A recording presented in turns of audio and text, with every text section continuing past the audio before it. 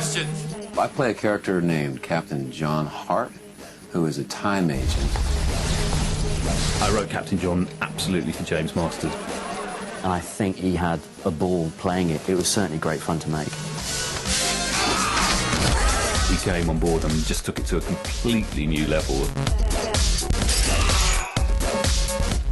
The character was so much fun. It's a nemesis for Jack. Captain John is a bit of a doppelganger for Captain Jack. No blonde, though. You need blonde. God, he's worse than Jack. Oh, please, please, stop!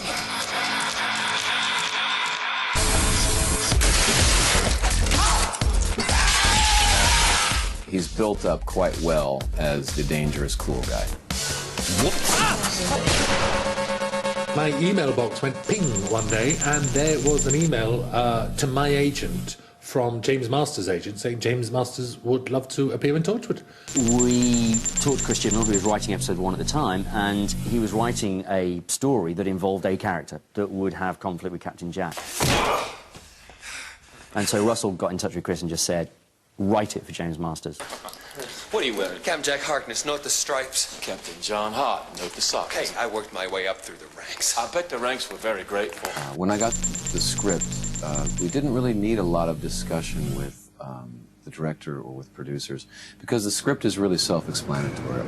He's so enthusiastic and professional, and he's so up for it, you know. He read the script, he loved the character, so every day was just a joy for him, you know, and you could tell, you know, I think it's there in his performance. Action!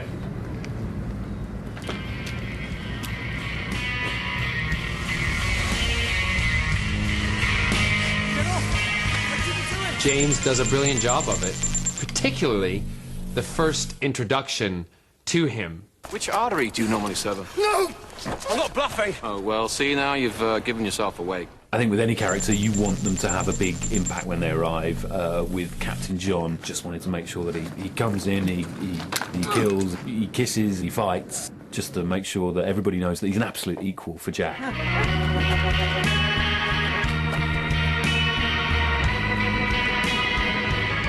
Please, please, stop! Well, no. Oh my God! You get the idea that it's what a bad Captain Jack could have been like. When James is at the bar and I arrive and come through those doors, we did think of the genre of westerns. I wrote it in the script that the first meeting of John and Jack should be Sergio Leone. It should be a spaghetti western. And that first meeting between Captain Jack and Captain John is just whistling, and they're like gunslingers at a bar. We then shot both of them walking towards each other, which we kind of elongated the sequence, lots of steady coming back and forth so that you really build up the moment, and we built up the moment for these two meeting. You think they're just going to headbutt each other, and then they kiss. So not expected. You so don't see that coming. It was probably one of the funnest things that we've done, you know, with Jack. Just great, you know, it's perfect Torchwood, really, isn't it? The style of fighting is very similar to what I'm used to. What I'm not used to is a lead who is willing to get in there like John. Knee, or is it kicking the balls? It's like you take that bag and as you sort of... I'll have you know that that fight sequence, we did everything except throw ourselves through that glass window. Here we go. 3, 2, 1, action!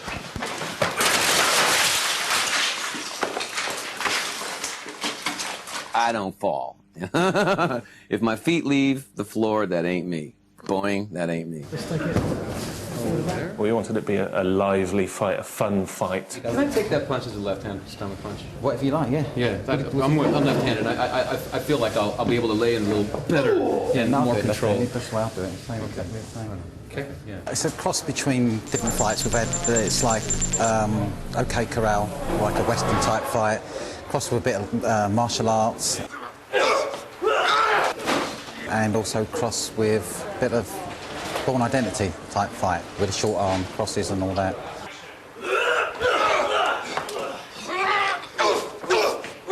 You really, in the fight, see that they're not just ticked off at each other, but they're also good friends, and they're actually quite enjoying this.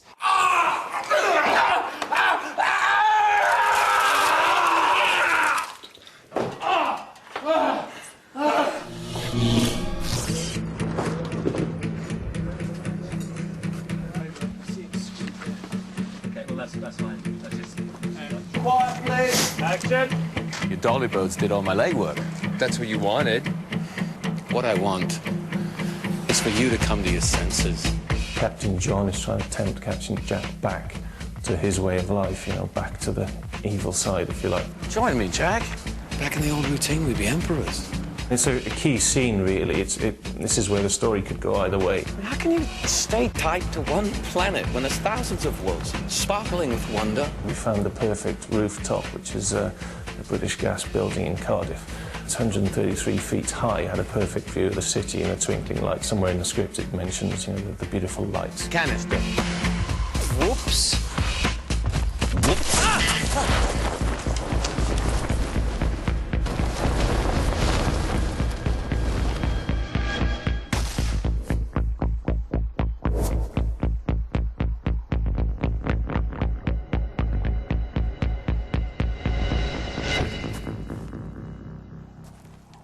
We had to set up this stunt, which was kind of the key part of the film, where Captain Jack falls, you know, 20 whatever floors down to the ground.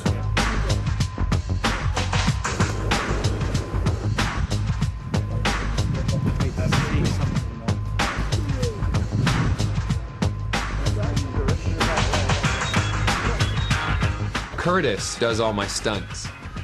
It is very good and makes me look good. What we're doing tonight is we're going to be doing this fall. It's 140 feet from the top of the building backwards. And to create the illusion of falling backwards, I'm going to be wearing a full body harness, which we have 3 to 5 mil cables coming out of that, attaching to some 10 mil dynamic rope, which goes right the way up above the building to this huge crane, then comes down the crane, all the way down through this mechanism, which is 3 to 1, meaning when it's pulled, for every foot the vehicle that it's attached to travels backwards. I will then ascend 3 feet up to the #1 position. On action, the car will drive forward to some set marks, and I will descend. Tick to die. Happy to rehearse? And we've been testing all afternoon. We're about to do some more tests now with some sandbags, and they'll be my weight exactly. And we test and test and test until we're completely satisfied. I can't believe it. The crane actually went to 160-something feet, so that's a huge crane we've got. We have to lock off the roads, you know. There was an airbag underneath for the stuntman's safety. So logistically, it was a big move. All right, ladies and gentlemen, let's shoot next, please. I've gone a lot higher than that, attached to bungee cords. I've done a lot of parachuting. It's actually much scarier to be 100 foot off the ground. It looks very little. A 5mm cable can come off a harness, and that's all that's between you and that tiny airbag, which looks like a matchbox, you know, when you look over your shoulder. There's always a real buzz when you're doing a stunt, a big stunt like that, and that is a big fall, you know. So it was a good thing to do. The moments where you're being lifted in a position, those are, you know, the more nerve-wracking moments, because for me personally, everyone's different. As soon as you shout action, then you're working and you're thinking about how the character moves or exactly what you've got to do for the job. It was interesting because it was about 2 or 3 in the morning, if I'm correct, maybe a little later. And here's this guy in the middle of Cardiff hanging from a huge crane on a cable. And they hoisted him up, you know, and he splayed out, and they put him up there, and then they drop him, and he's doing all this coming on the way down. He got to do the fun bit. I had to lay in a box and green screen. 3, 2, 1, action!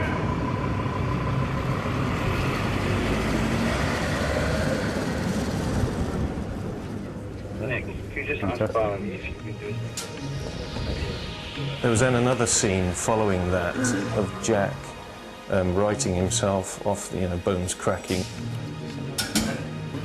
Kind of unbends himself off this bench. Action. It just became very clear once we put the programme together, it just felt it didn't need it in the story, so we left it out. That's brilliant.